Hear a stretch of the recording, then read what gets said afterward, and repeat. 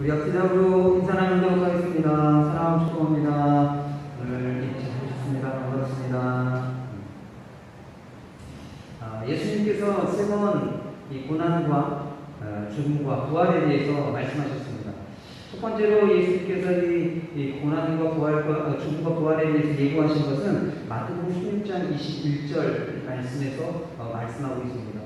베드로가 이 빌립보 가이사랴 지방에서 예수님을 향한 신앙 고백을 하죠. 주는 그리스도시요 살아계신 하나님의 아들이십니다 라고 고백했을 때 예수님께서 첫 번째 예고를 하셨습니다. 그리고 두 번째 예고는 오늘 본문 말씀에 보면 마태복음 17장 22절에서 23절 말씀입니다. 예수님께서 갈릴리 지방에 가셨을 때 제자들에게 두 번째 예고를 하셨습니다. 근데 이 두 번째 예고와 첫 번째 예고를 비교해 보면 내용이 비슷한데 차이점 두 가지가 있습니다. 그 첫 번째 차이가 무엇인가 하면 예수님께서 자신을 인자로 호칭하고 있다라고 하는 것입니다. 이 인자라고 하는 표현은 다니엘 10장에 보면 메시아를 가리키는 호칭입니다. 그래서 예수님께서 두 번째 예고를 하시면서 제자들에게 새롭게 말씀하신 것은 메시아이신 예수님께서 이제 고난받으시고 십자가에서 죽으시고 부활하실 것이다 라고 말씀하고 계시는 것이죠. 구약에 예언된 메시아다, 내가 메시아다 라고 하는 것을 제자들에게 말씀하고 있다는 것입니다. 또 두 번째 차이점은 예수님이 넘겨질 것이다 라고 하는 이런 새로운 표현을, 새로운 단어를 사용하고 계시다 라고 하는 것이에요. 첫 번째 예고를 보면 예수님께서 예루살렘에 올라가셔서 유대 종교 지도자들에게 죽임을 당할 것이다 라고 말씀하셨습니다. 그런데 이 두 번째 예고를 보면 예수님이 누군가에 의해 사람들의 손에 넘겨지게 될 것이다 라고 말씀하고 있죠. 그 사람들은 바로 이 유대 종교 지도자들, 장로와 대제사장과 서기관들을 말하는 것이죠. 누군가에 의해 예수님이 넘겨져서 죽게 될 것인데 과연 사람의 손에 예수님을 넘기는 자가 누구일까요? 여러분, 오늘 두 번째 예고 가운데는 예수님이 말씀하고 계시지 않아요. 그러나 암시하고 있죠. 누굴 암시하고 있을까요? 하나님이시라는 겁니다. 하나님이 직접 예수님을 사람들의 손에 넘겨 주실 것이라고 하는 것을 암시하고 있다는 것이에요. 그래서 이 두 번째 예고는 메시아이신 예수님이 고난받으시고 죽으시고 부활하신 이 사건은 하나님의 섭리 가운데 모든 사람들을 구원하고자 하시는 하나님의 계획된 사건이다 라고 하는 것을 이 두 번째 예고 안에는 암시하고 있다는 것입니다. 23절 말씀에 보면 이러한 예수님의 두 번째 예고를 들은 제자들의 반응이 무엇입니까? 예수님의 말씀을 들은 제자들의 반응은 매우 근심했다라고 얘기하고 있습니다. 또 마가복음 9장 32절 말씀에 보면 두 번째 예고를 들은 제자들의 반응이 오늘 어떻게 표현하고 있는가 하면 이 말씀을 깨닫지 못하고 예수님께 묻기조차 두려워하더라라고 얘기하고 있습니다. 예수님께서 고난받으시고 죽으시고 부활하시겠다라고 말씀하실 때 제자들의 반응은 그 말씀이 무엇인지 깨닫지 못하고 근심했다라고 하는 것입니다. 왜 제자들이 이렇게 예수님 말씀하시는 것을 잘 이해하지 못하고 깨닫지 못하고 근심하는 그 이유가 무엇일까요? 그 이유는요, 그 답은 제자들이 가지고 있었던 선입견과 편견 때문이다 라고 하는 것입니다. 여러분, 이 선입견이라고 하는 것이 무엇입니까? 먼저 들은 말이나 어떤 경험 때문에 새로운 의견이나 사실을 인정하지 못하고 받아들이지 않고 거부하는 마음의 상태를 선입견이라고 말을 합니다. 또 편견이라고 하는 것은 무엇입니까? 이미 가지고 있는 고정관념 때문에 한쪽으로 치우쳐서 주로 이 부정적인 쪽으로 생각하는 것. 여러분들이 가지고 있는 그 생각이 있는데 그 생각이 부정적인 쪽으로 자꾸만 생각하는 것. 그것을 편견이라고 말한다는 것입니다. 제자들은 이러한 선입견과 편견이 있었다는 거예요. 예수님 당시에 유대인들이 가지고 있었던 그 당시의 사람들의 생각은 메시아가 오시면 그 메시아가 이스라엘의 왕이 되셔서 로마의 시민으로부터 이스라엘을 해방하고 다윗 왕과 같은 이상적인 국가를 세울 것이다 라고 하는 메시아 회망 사상을 가지고 있었습니다.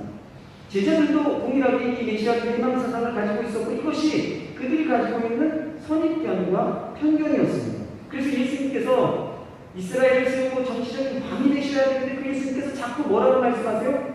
고난받으시고 죽으시겠다고 말씀하시는 거예요.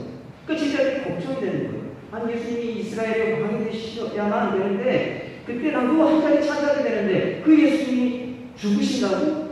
말도 안 되지. 예수님이 죽으시면 모든 것을 다 버리고 있다는 우리들은 도대체 어떻게 되는 거야? 라고 하는 근심이 있었다는 겁니다. 여러분, 제자들의 지금 관심이 어디 있어요? 예수님이 고난받으시고 죽으시고 부활하실 거다라고 말씀하셨는데 제자들의 관심은 어디에 있습니까? 고난받고 죽는 것에만 관심이 있다는 거예요. 예수님의 분명히 부활하실 거다, 제3일날에 살아날 거다라고 말씀하셨는데 제자들은 거기에 관심이 없어요. 무엇에 관심이 있어요? 예수님이 죽으시고 고난받으시고 죽으시는 것, 거기에만 관심이 있다는 겁니다. 왜 그렇습니까? 메시아 예망사상이라고 하는 그 유대인들이 당시 가지고 있었던 그 생각이 그들에게 선입견과 편견이 되어져서 예수님이 부활하신다라고 하는 것에 대해서 생각하지 않는 거예요. 관심 없는 거예요. 예수님이 죽으시면 어떡하나, 예수님 죽으시면 난 어쩌지? 이런 생각에만 매여 있었다라고 하는 것입니다. 마태복음 17장 1절에서 13절 말씀, 우리가 함께 나눴던 말씀이죠. 예수님께서 베드로와 야고보와 요한 세 사람을 데리고 변화산에 올라가셨습니다. 그리고 예수님의 모습이 변형되셨어요. 얼굴이 해같이 빛나고 옷이 빛같이 휘어졌습니다. 예수님의 그렇게 변형된 모습은 예수님이 하나님의 아들이시고 하나님과 같은 분이시고 또 무엇보다도 나중에 부활하실 예수님의 모습을 미리 보여주시는 예표와 같은 것이었어요. 이 베드로, 야고보, 요한 이 세 사람은 분명히 예수님의 그런 모습을 보았습니다. 그런데 제자들은 이 메시아 대망사상이라고 하는 이 선입견과 편견 때문에 예수님이 하나님이 계획하신 섭리에 따라 죽으시고 부활하시는 것에 대해서 관심을 가지지 못했고 그것을 깨닫지 못했다 하는 것입니다. 이런 제자들의 모습을 보면 어떻습니까? 선입견과 편견 때문에 예수님이 말씀하시는 것을 보고 듣지만 보고 싶은 것만 보고 듣고 싶은 것만 듣는 그런 모습을 보여주고 있다는 거예요. 그래서 제자들은 사람의 일을 자꾸 생각해요. 하나님의 뜻이 이루어지고 하나님의 일이 이루어진 것을 생각하는 것이 아니라 이 선입견과 편견, 세상 사람들이 가지고 있는 당시 유대인들이 가지고 있었던 이 생각 때문에 그것이 선입견과 편견이 되어져서 예수님이 하신 말씀을 100% 다 받아들이는 것이 아니라 보고 싶은 것만 보고 듣고 싶은 것만 들었다는 거예요. 그렇기 때문에 제자들은 예수님이 말씀하신 것을 깨닫지 못했던 것이죠. 여러분들에게 제가 수수께끼 하나 내도록 하겠습니다. 한번 맞춰보십시오. 어떤 사람이 수레를 끌고 언덕을 이렇게 올라가고 있었습니다. 그리고 그 수레 뒤에는 한 젊은이가 이 수레를 밀면서 가고 있었어요. 이 젊은이에게 물었어요. 앞에서 수레를 끌고 있는 분이 당신의 아버지입니까? 라고 물었습니다. 그래서 이 젊은이가 네 라고 대답을 했습니다. 이번에는 앞에서 수레를 끌고 있는 아버지에게 물었어요. 지금 저 뒤에서 수레를 밀고 있는 저 젊은이가 당신의 아들입니까? 라고 물었어요. 그랬더니 이 아버지가 뭐라고 대답했을까요? 네 라고 대답한 것이 아니라 아니요 라고 대답했습니다. 아니 분명히 뒤에서 그 젊은 청년은 앞에서 수레를 끌고 가는 그분이 아버지라고 얘기를 했는데 이 앞에서 수레를 끌고 가는 아버지는 뒤에 있는 청년이 아들이 아니라고 대답을 하는 거예요. 대체 이게 무슨 문제일까요? 왜 아버지는 아들이 아니라고 얘기를 할까요? 여러분 그 이유가 무엇인지 한번 생각해 보십시오. 여러분들에게 내는 문제예요. 질문이에요. 답이 좀 생각나세요? 아, 이게 답일 거다. 혹시 답을 좀 생각해 보신 분 있으세요? 손 한번 들어보세요. 네. 아, 우리 집사님 손 드셨네요. 제가 네? 맞습니다. 이 뒤에서 수레를 미는 사람은 누구인가 하면 아들이 아니라 딸이에요. 그러니까 이 수레를 끄는 아버지에게 당연히 뒤에 수레를 미는 청년이 아들입니까? 그러니까 아니요라고 대답을 했죠. 여러분들은 대부분 수레를 밀고 가는 그 일을 하는 그 뒤에서 밀고 가는 그 청년이 아들일 것이라고 대부분 생각하셨을 거예요. 왜 그런 생각을 하셨어요? 그 이유가 뭐예요? 대부분 수레를 밀고 가는 그런 힘든 일은 누가 하는 일에 남자들이 하는 일이다. 그렇기 때문에 당연히 수레를 밀고 오는 뒤에 젊은 청년은 남자일 것이고 아들일 것이다 라고 여러분들 대부분 그렇게 생각하셨을 거예요. 여러분 이게 뭔가 하면 선입견과 편견이라는 거예요. 힘든 일은 남자들 주고 하지 라고 하는 편견을 가지고 자그마한 상황이지만 그 상황을 보고 판단하는 거죠. 정확한 판단이에요? 아니에요? 정확한 판단이 아니에요. 여러분 우리 삶에 일어나는 작은 일이라고 할지라도 우리가 그것을 바라볼 때 뭐가 있는가? 선입견과 편견으로 바라본다는 거예요. 그래서 정확하게 보고 듣지 못하는 경우가 참 많다는 것입니다. 우리 신앙생활에서도 마찬가지라는 거예요. 하나님에 대해서, 예수님에 대해서, 하나님의 말씀에 대해서 우리가 가지고 있는 선입견과 편견으로 자꾸만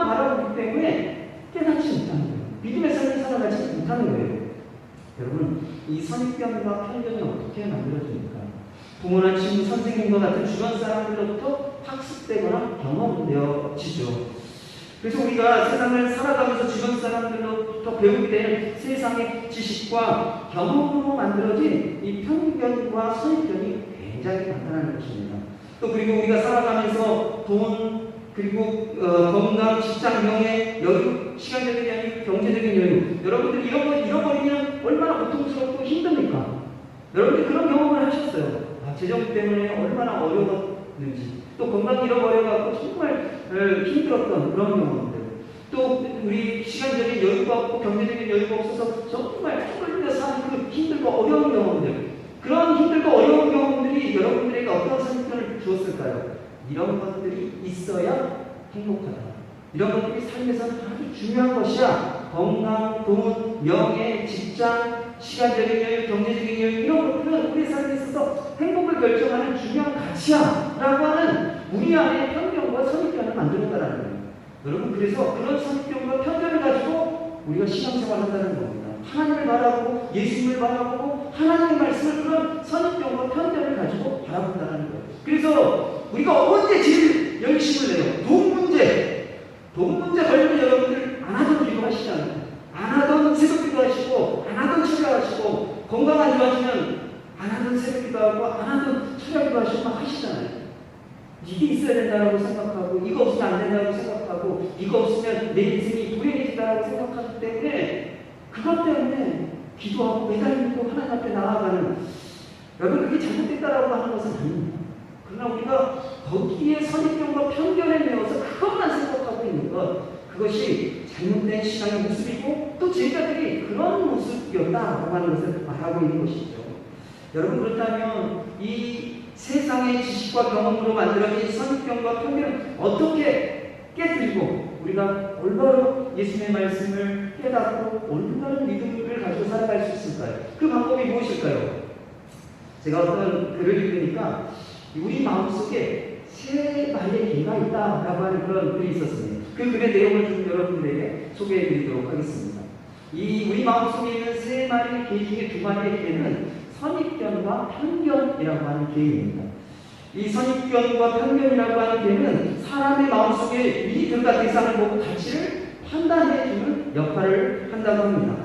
그런데 이 문제는 무엇인가 하면 어떤 일이 생기면, 어떤 문제가 생기면 이 편견과 선입견은 자기가 경험한 그 경험에 비추어서 상황을 판단하고 바라보고 결정하기 때문에 그것이 문제가 된다는 것이에요. 여러분, 이 선입견, 편견과는 또 다른 개가 있습니다. 그 또 다른 개가 무엇일까요? 그 개의 이름은 백문이 불여일견이라고 하는 개입니다. 100번 듣는 것보다 한 번 보는 것이 낫다라고 하는 의미이죠. 여기서 본다라고 하는 것은요, 그냥 눈으로 보는 걸 말하는 것이 아니라 경험하는 것을 말하는 것입니다. 수없이 많이 듣는 것보다 한 번 보고 경험하는 것이 훨씬 낫다라고 하는 의미이죠. 이 백문이 불여일견이라고 하는 요 말을 조금 줄여갖고 일견이라고 얘기합니다. 일견. 이 일견이 어느 날 우리의 마음속에 들어오는 때가 있어요. 일견이 우리 마음속에 들어오는 때가 있는데, 그때 이 선입견과 편견이라고 하는 두 마리 개는요, 슬슬슬슬 그 자리를 피한답니다. 이 선입견과 이 편견을 마음속에서 완전히 쫓아낼 수는 없지만, 일견을 키우면 이 선입견과 편견을 조절하고 통제할 수 있다라고 하고 있는 그런 이야기예요. 여러분, 이 마음속에 세 마리 개에 대한 이야기, 비유적인 그런 표현이지만 오늘 우리에게 신앙적인 교훈을 이해하는데 굉장히 많은 도움을 주는 이야기입니다. 우리가 신앙생활을 할 때 세상의 지식과 경험으로 만드는 이 선입견, 이 편견을 어떻게 깨뜨리고 어떻게 올바른 믿음을 가지고 올바른 하나님의 말씀에 대한 이해를 가지고 살아갈 수 있을까 하는 것에 대한 힌트를 이 마음속의 세 마리의 개의 이야기가 얘기해주고 있죠. 그게 무엇일까요, 여러분? 바로 일견이 필요하다는 게 일견. 신앙생활의 일견이 무엇일까요, 여러분? 신앙생활의 일견, 그것은 부활하신 예수님을 만나고 성령으로 충만해지는 것입니다. 제자들이 부활하신 예수님을 만났을 때 그때서야 예수님이 어떤 분이신 줄 알았어요. 예수님이 죽으시고 부활하신 것을 경험한 이후에야 예수님께서 고난받으시고 죽으시고 죽으시고 부활하셔서 하나님의 뜻을 이루시겠다라고 하는 그 의미가 무엇인지 알았던 거예요. 예수님이 정치적인 왕이 되려고 하는 것이 아니라 우리의 죄를 대속하시고 십자가에서 죽으시고 부활하시려고 하시구나라고 하는 것을 부활하신 예수님을 만났을 때 그때서야 비로소 깨닫게 되었다는 것입니다. 예수님의 그 십자가의 의미가 무엇인지 알게 되었다는 것이죠. 그리고 여러분들이 잘 알고 있는 것처럼 사도행전 2장을 보면 예수님의 제자들과 120명의 제자들이 오순절 나하의 다락방에 모여 그들이 하나님 앞에 기도했습니다. 하나님께서 약속하신, 예수님께서 약속하신 성령을 보내주셨고 그들이 성령을 받고 성령으로 충만해지게 되어졌어요. 그들에게 나타난 현상 중에 한 가지가 무엇인지 아십니까? 당시에 가지고 있었던 메시아 대망 사상이 그들에게서 깨어져 나왔어요. 예수님이 우리 유대인만을 위해서, 유대인을 위해서 오신 메시아 그리스도인 줄 알았더니 그것이 아니라 모든 인류의 죄를 감당하고 모든 인류를 구원하기 위해서 이 땅에 오신 메시아이시구나라고 하는 것을 그들이 성령을 받고 성령 체험한 이후에 깨닫게 되어졌다는 겁니다. 그래서 그들이 유대인에게 복음만 전하는 것이 아니라 이방인들에게 복음을 전하는 역사가 시작되어졌다고 하는 것이에요. 사도 바울은 어떻습니까? 사도 바울이요, 부활하신 예수님을 만난 이후에 그가 가지고 있었던 선입견과 편견이 깨져나가는 것을 볼 수가 있습니다. 이 사도 바울이 부활하신 예수님을 만나기 전에 사울이라고 불릴 때 이 가말리엘이라고 하는 유명한 율법 선생님께서 율법을 배웠습니다. 그래서 율법에 대한 지식이 탁월한 사람이었어요.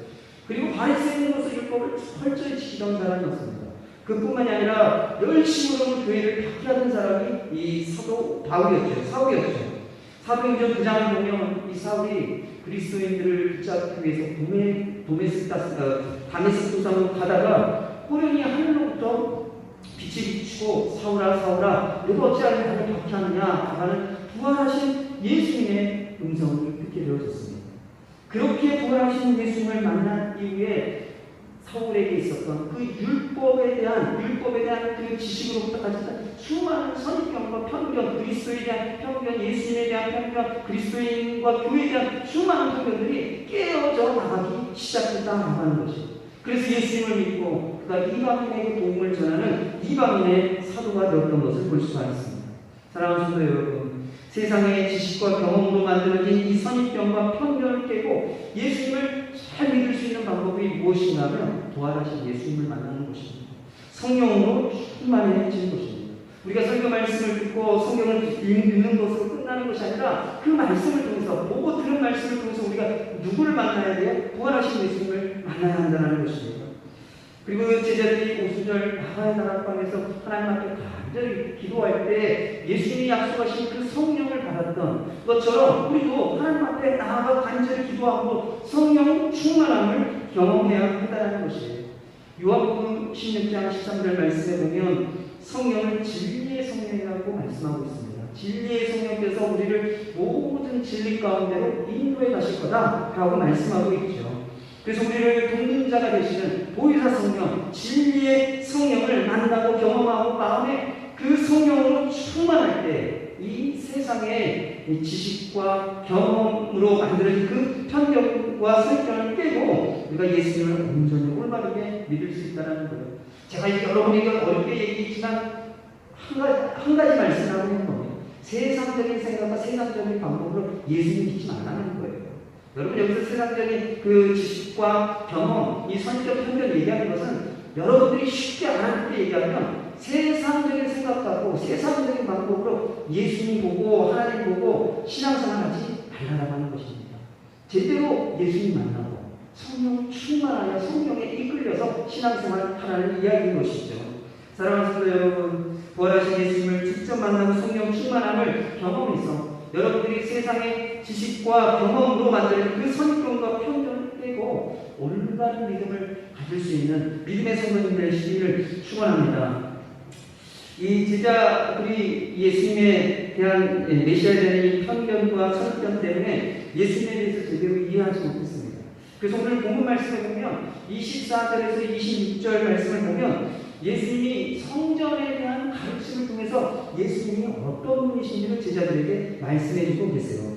24절 말씀에 보면 예수님과 제자들이 가버나움에 이르렀을 때 반세계를 받는 자들 베드로에게 너희의 선생은 반세계를 내지 아니하느냐라고 물었습니다. 이 반세계를 내는 자라고 하는 사람은 어떤 사람들을 얘기한다면요, 성전세를 받는 사람들을 얘기하는 것입니다. 이 출애굽기 30장 13절 이하의 말씀을 보면 예수님 당시에 20세 이상의 모든 유대인 남자들은 부자나 가난한 자나 할 것 없이 똑같이 1년에 반세겔씩 이 성전에 헌금을 하도록 되어 있습니다. 출애굽기 30장 12절 말씀에 보면 이 성전세를 생명의 속전이라고 얘기하고 있습니다. 여러분, 이 속전이라고 하는 말이 무슨 말인 줄 아세요? 이 속전이라고 하는 말은 죄를 사함받기 위해서, 죄를 면하기 위해서 내는 돈을 속전이라고 얘기합니다. 그런데 이 성경에는 그 속전을 생명의 속전이라고 얘기하고 있어요. 왜 생명의 속전이라고 얘기할까요? 그것은 우리가 죄를 지는 그 죄의 결과가 무엇입니까? 사망이죠. 죽음이죠. 죽을 수밖에 없는 죄를 지은 우리가 그 죄를 사함받고 생명을 얻기 위해서 드리는, 하나님 앞에 드리는 헌금, 예물, 이것을 생명의 속전이라고 말하는 것입니다. 이 생명의 속전으로 바치던 이 성전세는 주로 어디다 사용했는가 하면 예수님 당시에는 성전에서 제사를 드리거나 또 성전을 보수하고 유지하는 데 필요한 비용의 이 성전세를 사용했습니다. 이 성전세는 로마의 법에 규정되어져 있는 그런 세금이 아니에요. 강제적으로 내는 세금이 아니에요. 그냥 자율적으로 유대인들이 내고 싶으면 내는 세금인데, 이 유대인들은 성전 중심으로 신앙생활을 했기 때문에 성전을 중요하게 생각해서 성전세를 자발적으로 냈습니다. 그래서 이 성전세를 받는 사람들이 베드로에게 물었던 것이죠. 예수님이 성전세를 내냐? 그랬더니 베드로가 뭐라고 대답했습니까? 예수님이 성전세를 내시나? 라고 이렇게 대답을 했어요. 그리고서 예수님께서 베드로가 집에 들어왔을 때 예수님이 베드로에게 질문을 하셨습니다. 시몬아, 네 생각은 어떠하냐? 세상 임금들이 누구에게 관세와 국세를 받느냐? 자기 아들에게냐? 타인에게냐? 라고 물으셨어요. 세상 사람들이 이 세상의 임금이 타인에게 받느냐, 아니면 아들에게 세금을 받느냐, 누구에게 세금을 받느냐고 물으신 거죠. 예수님 당시에 이 고대 사회는 어떻습니까? 이 왕이 다스릴 때 그 왕의 가족들, 왕의 아내나 또 왕의 많은 자녀들, 그들은 이 세금을 내지 않았어요. 왕의 가족들이나 친척들은 세금을 내지 않았습니다. 그렇기 때문에 베드로가 그 사실 잘 알고 있기 때문에 아들은 세금을 내지 않고 타인들이 세금을 냅니다 라고 대답을 해요. 그러자 예수님께서 그렇다면 아들들은 세금을 면한다 라고 말씀하셨습니다. 여러분, 이 예수님과 베드로가 이 성전세에 대해서 얘기하고 있는 이 내용은 핵심이 무엇인가 하면 하나님이 성전의 주인이시잖아요. 그리고 예수님은 그 성전의 주인이신 하나님의 아들이 예수님이시잖아요. 그렇기 때문에 예수님은 성전세를 내지 않아도 된다라고 하는 내용을 이야기하고 있는 것입니다. 그런데 여기서 강조하고 있는 것은 성전세를 내냐 안 내냐를 얘기하는 것이 아니라 예수님이 누구예요? 하나님의 아들이시다. 하나님의 아들이시다라고 하는 것을 예수님께서 강조하여 말씀하고 있다는 거예요. 여러분, 왜 예수님이 베드로에게 하나님의 아들이라고 하는 것을 왜 베드로에게 말씀하신 그 이유가 무엇일까요? 제가 앞에서도 말씀드렸지만 제자들은 이 예수님이 메시아이고 하나님의 아들이시기 때문에 메시아 대방 사상에 따라서 이 땅에서 예수님이 왕으로서 이 땅에 오셔서 왕으로서 영광을 받으시고 왕이 앉는 그 왕의 보좌에 앉으셔야 된다라고 제자들은 생각했습니다. 그런데 예수님께서 뭐라고 말씀하셔요? 고난받고 죽고 부활하겠다라고 말씀하시니까 도저히 그 말씀을 이해하지 못했던 것이죠. 빌립보서 2장 5절에서 8절까지의 말씀을 보면 예수님이 이 땅에 오신 그 이유에 대해서 말씀하고 계십니다. 예수님이 하나님의 아들이시기 때문에 하나님과 동등된 분, 동일한 분이라고 말씀하고 있어요. 그럼에도 불구하고 자기를 비워 종의 형체를 가지고 사람과 같이 되셔서 사람의 모양으로 나타나셔서 자기를 낮추시고 죽기까지 복종하시고 십자가에서 죽으셨다라고 말씀하고 있습니다. 이 말씀을 간단하게 얘기하면요, 하나님께서 예수님이 하나님의 아들이신 분이신데 그분이 하늘의 영광을 버리고 이 땅에 내려오셔서 십자가를 지시고 대속의 제물이 되셨다라고 하는 것을 말씀하고 있는 것이죠. 예수님이 하나님의 아들이라고 말씀하신 그 이유는요, 하나님과 내가 동등하기 때문에 이 땅에 있는 모든 사람들은 나에게 영광을 돌리고 나에게 경배하고 나를 높여라 라고 하는 의미로 하나님의 아들이라고 하는 것을 말씀하시는 것이 아니라는 거예요. 하나님의 아들이시지만 이 땅에 오셔서 정말 하기를 원하시고 또 바라셨던 것은 사람들로부터 영광 받는 것, 그것을 원하는 것이 아니었다는 것입니다. 그런데도 불구하고 예수님께서 하나님의 아들이라고 말씀하신 그 이유가 무엇이에요? 예수님이 이 땅에 하나님의 대리자로 오셨다는 거예요. 그래서 하나님과 하나님의 뜻을 보여주시기 위해서 이 땅에 오셨고 내가 그런 하나님의 아들이다 라고 하는 것을 말씀하고 있다는 겁니다. 요한복음 14장 8절과 10절 말씀에 보면 예수님의 제자 중에 빌립이라고 하는 제자가 있었어요. 이 빌립이라고 하는 제자가 예수님께 이렇게 물었습니다. 주여 아버지를 우리에게 보여주옵소서. 그리하면 좋겠나이다 라고 이렇게 예수님께 요청했습니다. 이 빌립이 예수님을 3년 반 동안 따라다녔어요. 예수님의 말씀을 들었고 또 예수님이 하신 기적을 봤어요. 그래서 하나님의 나라에 대한 많은 지식을 얻게 됐습니다. 그리고 하나님의 나라가 임하는구나라고 하는 것을 예수님이 하신 기적을 통해서 보게 됐어요. 그런데도 불구하고 이 빌립이 예수님께 얘기하는 것이 무엇이에요? 제가 하나님을 좀 보여주십시오. 제가 3년 반 동안 예수님을 따라다녔는데 예수님의 말씀을 듣고 또 이 기적을 행하는 것도 봤는데 그래도 하나님을 한번 봐야 제가 신앙생활을 잘 할 수 있을 것 같습니다. 예수님 잘 믿고 예수님 잘 따라갈 것 같습니다. 하나님 한번 좀 보여주십시오. 라고 얘기하는 것이에요. 여러분, 저희 두 자녀가요, 이제 사춘기가 되면서 한 가지 저한테 물어본 질문이 있었어요. 아빠, 나는 하나님이 안 믿어지는데 어떡하지? 이렇게 묻는 거예요. 아니, 사춘기가 되기 전에는요, 저희 두 아이들이 하나님 살아계시고, 또 하나님 함께 계시고, 하나님이 있는 걸 믿었어요. 그런데 사춘기가 되면서 엄마, 아빠로부터 이게 독립되기 시작하는 거잖아요. 사춘기가 되면. 정서적으로 독립되고, 육체적으로도 뭐, 이렇게 점점 독립해 가기 시작하는 거잖아요. 자기 생각이 생기고 독립해 가면서 신앙적인 질문이 생긴 거예요. 하나님이 안 믿어진다는 거예요. 왜 안 믿어진다라고 얘기할까요? 하나님은 안 보입니다. 하나님이 안 보이는데 아빠 하나님이 안 믿어져. 난 가끔 하나님이 안 믿어져. 그 이유가 하나님은 안 보이잖아. 볼 수가 없잖아. 만날 수가 없잖아. 그래서 하나님은 안 믿어져. 라고 이제 사춘기에 접어들면서 저희 아이들이 제게 묻는 질문이에요. 여러분들은 어떠세요? 하나님 한번 보고 싶지 않으십니까? 하나님 보면 진짜 신앙생활 잘할 것 같지 않으세요? 네, 힘들고 어려운 거 해결 안 돼도 괜찮아. 그냥 하나님, 내가 막연하게 믿고 있는 그 하나님 딱 한 번, 내 눈앞에서 딱 한 번만 봐도 정말 딴짓 안 하고 지금 정말 신앙생활 열심히 할 것 같은데 뭐 이런 생각 안 드십니까? 이 빌립이 그랬던 거예요.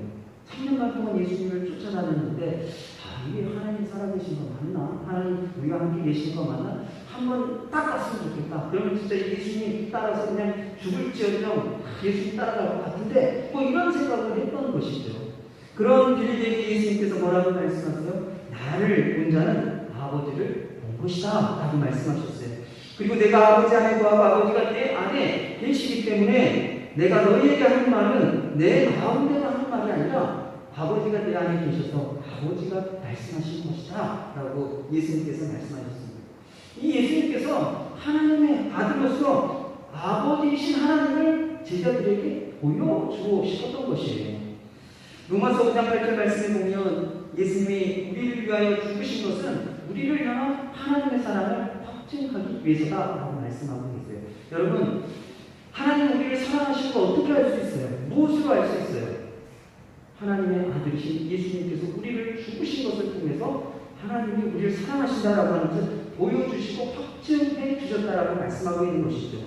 여러분, 요한복음 3장 16절에 17절 말씀, 요한복음 3장 16절 말씀 너무나 잘 아시죠?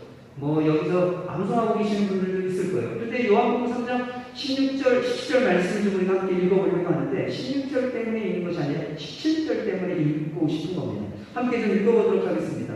요한복음 3장 16절, 17절 말씀입니다. 함께 읽겠습니다. 시작. 하나님이 세상을 이처럼 사랑하사 독생자를 주셨으니 이는 그를 믿는 자마다 멸망하지 않고 영생을 얻게 하려 하십니다. 하나님이 그 아들을 세상에 보내신 것은 세상을 심판하려 하심이 아니요 그로 말미암아 세상이 구원을 받게 하려 하십니다. 하나님이 독생자이신 예수님이 이 땅에 보내신 이유가 뭐라고 말씀하고 있습니까?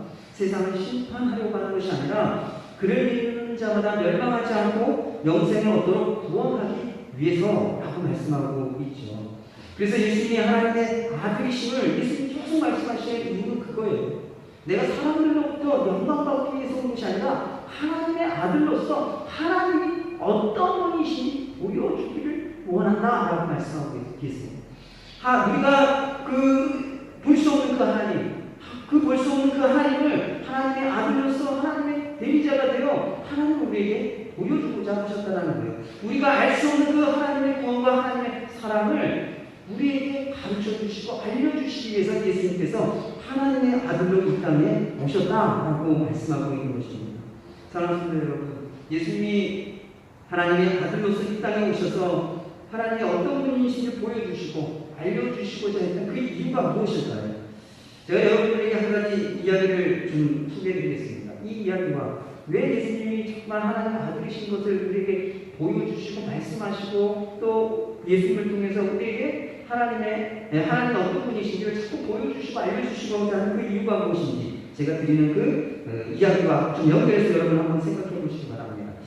바닷가에 두 어부가 살고 있었습니다. 이 두 어부가 열심히 물고기를 잡으며 열심히 살고 있었어요. 그러다가 어느 날 한 어부가 이런 생각을 하게 됐습니다. 평생 고기잡이를 하다가 죽으면 내 아들은 어떻게 될까? 내 아들은 어떻게 될까? 이렇게 고민을 하다가 한 가지 생각한 것이 무엇인가 하면 냉동 창고를 만들었습니다. 왜 냉동 창고를 만들었을까요? 이 아버지가 물고기를 열심히 잡아서 그 냉동 창고에 열심히 물고기를 채워 놓으면 나중에 이 아버지가 죽은 이후에 이 아들이 그 냉동 창고에서 물고기를 팔아다가 잘 살 수 있겠지, 이런 생각을 가지고 냉동 창고를 만들어서 고기를 열심히 잡아다가 채워 넣습니다. 또 다른 어부도 비슷한 생각을 했어요. 만약 물고기를 잡다가 태풍을 만나 내가 죽으면 우리 아들은 어떡하지? 이런 고민을 하다가 생각하게 된 것이, 이 어부는 고기 잡는 법을 아들에게 가르쳐 주어야겠다고 생각했습니다. 그래서 이 어부가 아들을 데리고 바다에 나가서 물고기 잡는 방법을 가르쳐 줬어요. 그리고서 어느 날 이 두 어부가 고기를 잡으러 가다가 태풍을 만나 그만 안타깝게도 두 사람이 죽고 말았습니다. 그리고 장례를 치른 이후에 이 한 어부의 아들이 이렇게 생각을 했습니다. 걱정할 것이 없어. 우리 아버지가 고기를 이렇게 많이 잡아 놓았으니까 냉동 창고에 있는 이 고기를 내다 팔자. 그래서 이 아들이 그 냉동 창고에 아버지가 잡아놓은 그 고기를 갖다가 팔았습니다. 그걸 팔다 보니까 나중에 어떻게 됐을까요? 바닥이 보이는 거예요. 더 이상 냉동 창고에 쌓여있는 물고기가 없는 거예요. 그때서야 이 아들이 생각하게 됐어요. 내가 할 수 있는 게 아무것도 없구나. 아무것도 없구나. 또 다른 어부의 아들은 이렇게 생각했습니다. 아버지가 비록 세상을 떠나셨지만 아버지가 고기를 잡던 어선과 어망이 있으니 나도 아버지처럼 열심히 일해야겠다. 그래서 바다로 나가서 아버지가 가르쳐준 대로 열심히 물고기를 잡았습니다. 그래서 그것을 내다 팔고 점점점 부유하고 또 건강한 삶을 살아가게 되었습니다. 여러분, 이 이야기 가운데 의미하고 있는 말을 이 이야기에 대한 설명을 이렇게 얘기하고 있습니다. 이 이야기에서 냉동 창고에 가득 찬 물고기를 물려줬다라고 하는 것은 아버지가 아파트나 현금, 땅 이런 것들을 자녀에게, 아들에게 물려줬다라고 하는 것을 의미한다라고 이 이야기에서 얘기하고 있어요. 그리고 고기 잡는 법을 아들에게 가르쳐 주었다라고 하는 이것은 살아가면서 스스로 문제를 해결하고 극복할 수 있는 용기와 신념과 삶의 의지와 믿음을 물려준 것이다 라고 이렇게 이야기해서 의미하고 있습니다.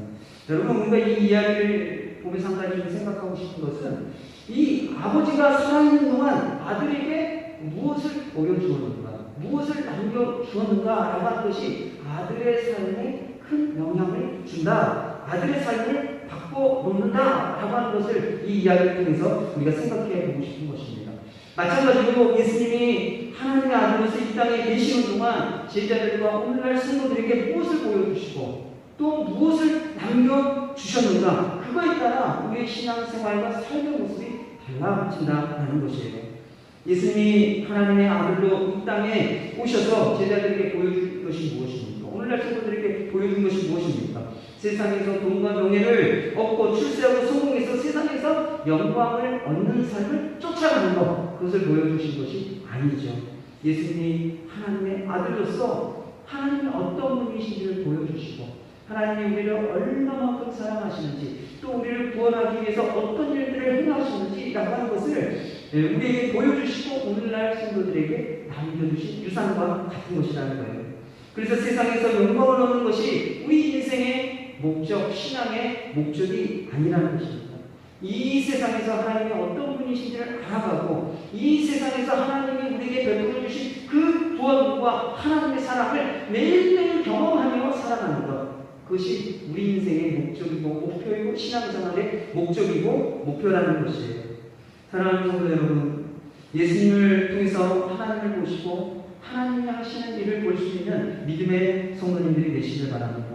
하나님이 보이지 않고 하나님이 믿어지지 않을 때마다 이 땅에 하나님의 아들로 오신 그 예수님을 바라보시길 바랍니다. 여러분들이 하나님의 구원이 느껴지지 않을 때마다 예수님의 십자가를 바라보시길 바랍니다. 내가 정말 구원받았나? 내가 구원받았나? 내가 죽으면 천국에 갈 수 있을까? 하나님의 품에 안길 수 있을까? 구원에 대한 확신이 없는 분들은 이 앞에 있는 십자가를 바라보시기 바랍니다. 이 십자가를 통해서 내가 구원받았지. 저 십자가로 말미암아 내가 죄사함을 받고 천국에 갈 수 있는 하나님의 자녀, 하나님의 백성이 되었지 라고 하는 믿음을 가지시길 바랍니다. 또 하나님의 사랑이 느껴지지 않을 때 여러분들을 위해서 예수의 죽음을 죽으신 예수님을 생각하시길 바랍니다. 내가 정말 하나님의 사랑을 받고 있을까? 내가 이런 상황과 형편 가운데 있는데 하나님은 도대체 뭐 하시는 걸까? 나를 정말 사랑하시는 거 맞아? 그 하나님의 사랑이 느껴지지 아니하고 의심이 되어질 때마다 그래, 나 같은 자를 위해서 예수님이 십자가에 못 박혀 죽으셨지. 어느 누구도 나를 대신해서 죽는 자가 없는데 예수님이 나를 대신하여 십자가에 못 박혀 죽으셨지. 그것이 하나님의 사랑이지. 여러분들이 하나님의 사랑이 느껴지지 않을 때마다 예수님이 죽으신 것, 그것을 생각하시길 바랍니다. 그래서 하나님의 아들이신 이 예수님을 통해서 여러분들이 하나님을 알고 보이지 않는 하나님을 믿고 살아갈 수 있는 우리 믿음의 성도님들 되시기를 축원합니다. 오늘 말씀을 정리하도록 하겠습니다. 오늘 두 가지 말씀을 살펴봤습니다. 첫 번째로는 세상의 지식과 경험이 선입견과 편견이 될 때 올바른 믿음과 올바른 깨달음을 가질 수 없다는 것입니다. 우리가 자꾸 세상적인 지식과 방법으로 세상에서 살던 대로 자꾸 신앙생활을 하려고 하면 안 된다는 거예요. 그런 세상에서 했던 방식대로 예수님 믿으려고 하고 교회에서 생활하려고 해서는 안 된다는 것입니다. 그렇기 때문에 우리가 이 세상의 지식과 경험으로 만들어진 선입견과 편견을 깨기 위해서 무엇이 필요하다고요? 부활하신 예수님을 우리가 만나는 것이 필요하다는 것입니다. 그리고 성령의 충만함으로 말미암아 성령에 이끌려 살아가야 한다는 것이에요. 또 두 번째로는 예수님이 하나님의 아들이신 것을 말씀하실 때는 세상에서 영광을 얻기 위해서가 아니라 하나님의 아들로서 하나님이 어떤 분이신지를 우리에게 보여주시고 하나님의 아들로서 하나님이 우리를 얼마나 사랑하셨는지 우리를 어떻게 구원하셨는지 보여주시고자 하셨다라고 하는 것입니다. 사랑하는 성도 여러분, 예수님을 깊이 묵상하시고 또 예수님을 통해서 정말 하나님이 우리를 사랑하시는구나, 예수님을 통해서 나를 구원하셨구나 라고 하는 이 놀라운 은혜와 진리를 깨달을 수 있는, 경험할 수 있는 우리 믿음의 성도님들 되시기를 축원합니다. 이제 함께 기도하도록 하겠습니다. 여러분 기도하실 때 하나님 세상의 그 지식과 경험으로 하나님을 믿고 예수님 믿지 않게 도와주십시오. 정말 부활하신 예수님 믿고 성령 충만함으로 성령 따라 성령을 쫓아 예수님 믿게 도와달라고 오늘 이 시간 성령으로 내 마음 가운데 역사해 주시고 일하여 주시도록 기도하시기 바랍니다. 또 예수님을 통해서 하나님을 깊이 알게 도와주십시오. 예수님을 생각할 때마다 하나님의 그 구원과 하나님의 사랑이 경험되어지고 느껴지고 또 믿음으로 고백할 수 있도록 그렇게 그런 은혜를 달라고 이 시간 기도하시기 바랍니다. 함께 기도하겠습니다. 사랑하는 충만하신 하나님, 오늘도 우리에게 주의 말씀을 통하여 공변하시고 또 가르치신 감사합니다. 우리가 세상에서 경험한 그 지식과 경험들을 가지고 우리가 하나님을 자꾸 믿으려고 합니다. 예수님을 믿으려고 합니다. 그것이 선입견과 편견이 되어져서 올바른 깨달음 없이 또 올바른 믿음을 가지고 예수님을 믿는 것이 아니라 세상적인 방법으로 또 세상적으로 내가 경험했던 것으로 예수님을 생각하고 또 교회 생활 신앙생활을 하는 우리의 모습들을 주님 회개합니다. 그래서 부활하신 예수님 만나게 도와주옵소서. 사도 바울이 부활하신 예수님을 만나고 제자들이 부활하신 예수님을 만날 때 그들이 가지고 있었던 성경과 편견들이 깨져나가고 정말 하나님의 뜻이 무엇인지 올바른 믿음 가운데 그들이 살았던 것을 우리도 알고 또 그들과 같은 그런 은혜가 우리 임하게 도와주실 간절히 소망합니다. 또 하나님 예수님을 통해서 하나님을 더 깊이 알아보게 도와주옵소서. 하나님의 구원과 하나님의 사랑이 의식되어질 때마다 예수님의 십자가를 보고 예수님의 죽으심을 기억하게 도와주옵소서. 또 우리의 삶에 영적인 싸움이 있을 때마다 예수님께서 우리의 대장이시고 또 우리를 통하여 또 하나님의 그 승리를 가져다 주신다라고 그 믿음으로 믿음의 싸움과 선한 싸움 가운데 살아가는 우리 모든 성도들 되게 하여 주옵소서. 주님 감사합니다. 우리가 예수님 믿을 때 세상적인 지식과 경험으로 예수님 믿고 예수님 따라가지 않게 도와주옵소서.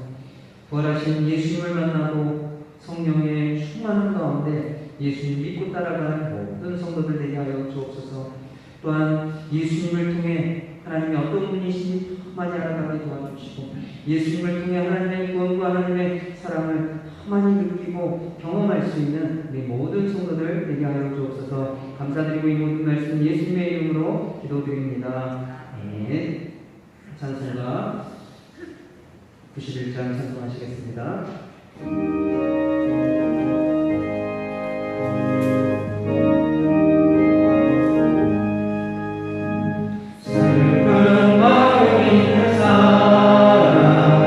예수의 이름은